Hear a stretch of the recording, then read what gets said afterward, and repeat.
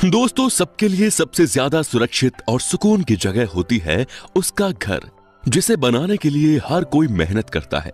आज के इस वीडियो में हम आपको कुछ ऐसे घोंसले दिखाने वाले हैं जिन्हें शायद ही आपने पहले कभी देखा हो, जिन्हें देखकर आप जरूर चौंक जाएंगे, क्योंकि कुछ घोंसले 10 फीट ऊंचे हैं तो कुछ लाखों की तादाद में। तो ये वीडियो काफी इंटरेस्टिंग होने वाली है, इसीलिए इसे आखिर तक जरूर देखना दोस्तों, ऐसी ही और वीडियोस देखने के लिए सबसे पहले आप उस लाल कलर के सब्सक्राइब बटन को दबाकर बाजू वाले बेल पर क्लिक करके ऑल का ऑप्शन जरूर सिलेक्ट कर लें।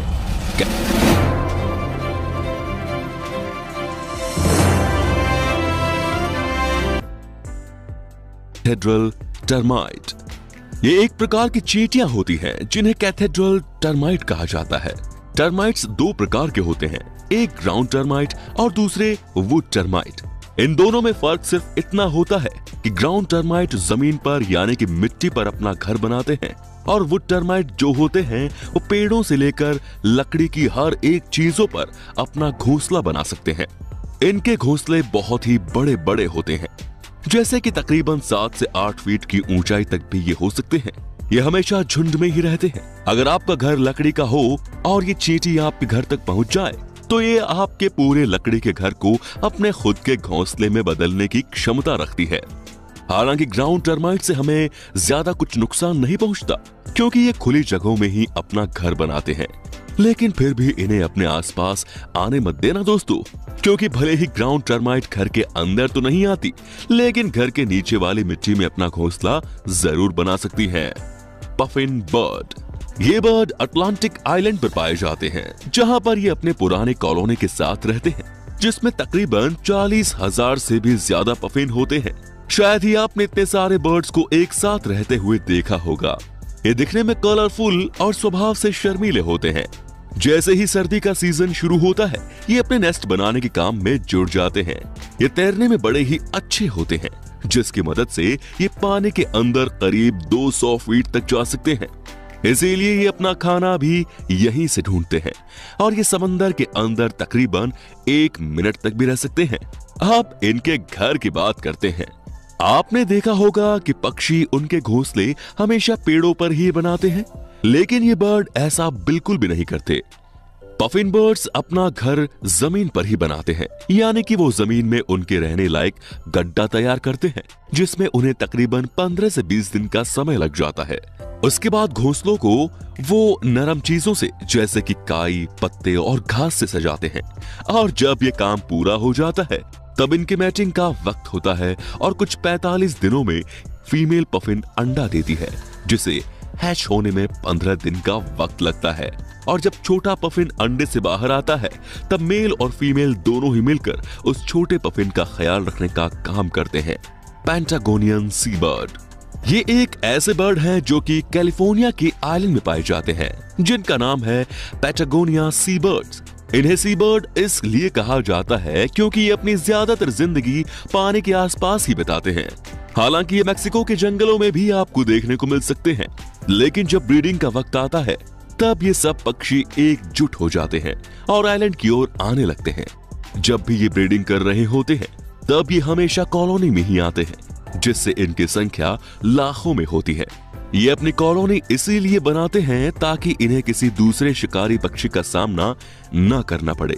यदि ऐसा हो जाता है तो ये सभी एक साथ उस शिकार पर हमला बोल देते हैं और ये अपना घोंसला भी समंदर के बाजू में ही बनाते हैं। और जब ये ब्रीडिंग की प्रक्रिया पूरी तरह से खत्म नहीं हो जाती, ये वही करीब 3 महीने तक रहते हैं। जब ये सब हो जाता है तब वो फिर से अपने अपने रास्ते चले जाते हैं। ऐसा नजारा शायद ही आपने पहले कभी देखा होगा दोस्तों। अब बात करते हैं बर्ड बुश्टिट की। जब भी सर्दियों का मौसम शुरू होने का होता है तब ऑस्ट्रेलिया के सारे पक्षी अपना घोंसला बनाने में जुट जाते हैं। उन्हीं में से एक है बुश्टिट बर्ड। ये पक्षी देखने में किसी चिड़िया जैसे दिखते हैं और ये ज्यादातर पौधे के छोटे छोटे पत्ते, प्लास्टिक या फिर मकड़ी के जालों से अपना नेस्ट बनाने का काम करते हैं। ये पक्षी ज्यादातर हरे भरे पेड़ों की सूखी टहनी पर अपना नेस्ट बनाते हैं। इनका नेस्ट लंबा होता है जिसके ऊपर की तरफ होल होता है और इसमें यूज किए गए मटेरियल की वजह से ये पेड़ पर आसानी से दिखाई नहीं देता। इसे देखने के लिए खास ध्यान लगाना पड़ता है। Caddis fly larvae. अभी आप जो जीव देखने वाले हैं ये इन सबसे बेहद ही ज्यादा अलग है, जिसका नाम है कैडिस फ्लाई लार्वा। अगर पहली बार में आप इन्हें देखोगे तो आपको लगेगा कि ये कोई पत्थर का या फिर किसी लकड़ी का टुकड़ा है, लेकिन असल में ये कोई पत्थर का टुकड़ा नहीं, इनका खुद का बनाया गया घर या फिर हम इसे शैल भी कह सकते हैं। ये शैल ये जीव अपने लिए खुद बनाते हैं, जिसमें वो लकड़ी के या पत्थर के छोटे छोटे टुकड़े इस्तेमाल करते हैं। और जैसे जैसे हर एक वातावरण चेंज होने लगता है, वैसे वैसे ये जीव अपने शैल को बदलते रहते हैं। अपने साथ ही अपने घोंसले को लेकर चलने वाले जीव को शायद ही आपने पहले कभी देखा हो।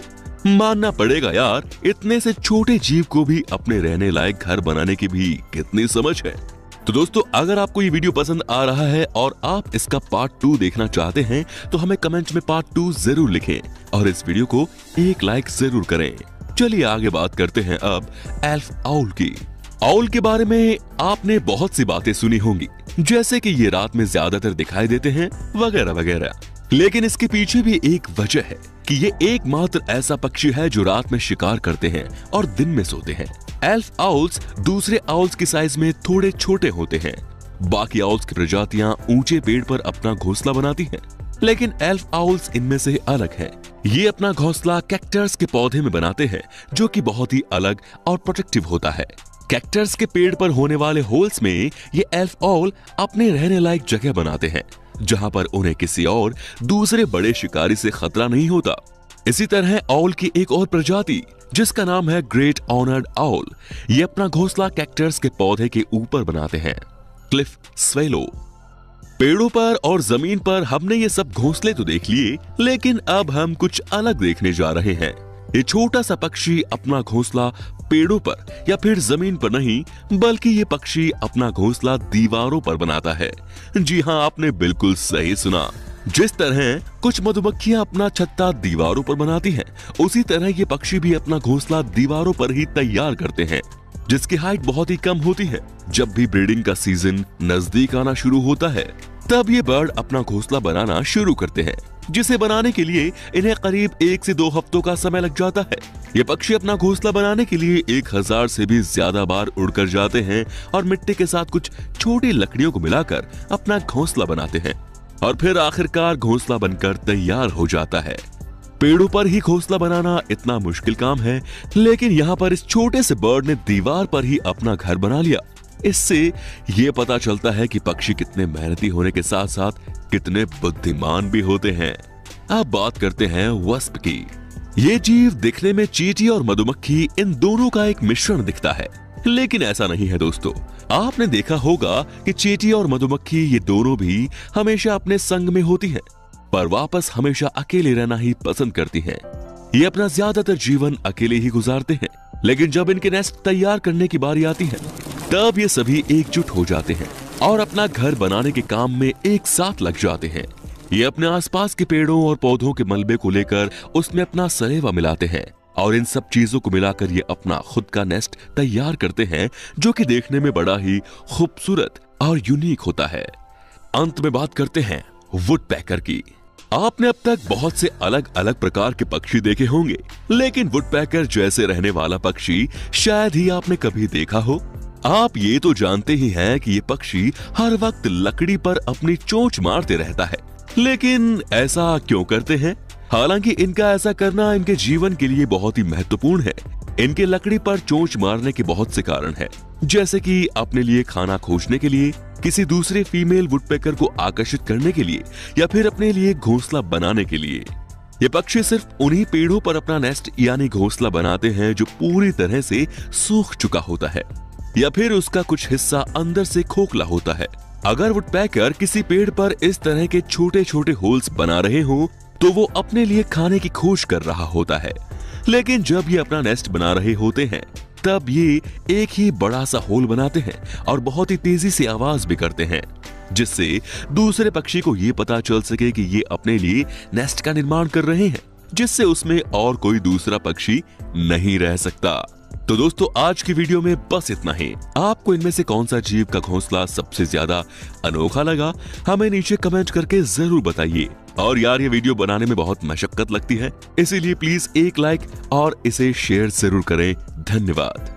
दोस्तों वीडियो अच्छी लगी तो लाइक कीजिए, वीडियो के नीचे लाल बटन है उसे दबाकर सब्सक्राइब कर दीजिए और बाजू वाले बेल पर क्लिक करके ऑल वाले ऑप्शन को सिलेक्ट कर दीजिए। प्लीज सब्सक्राइब करना बिल्कुल ना भूलें।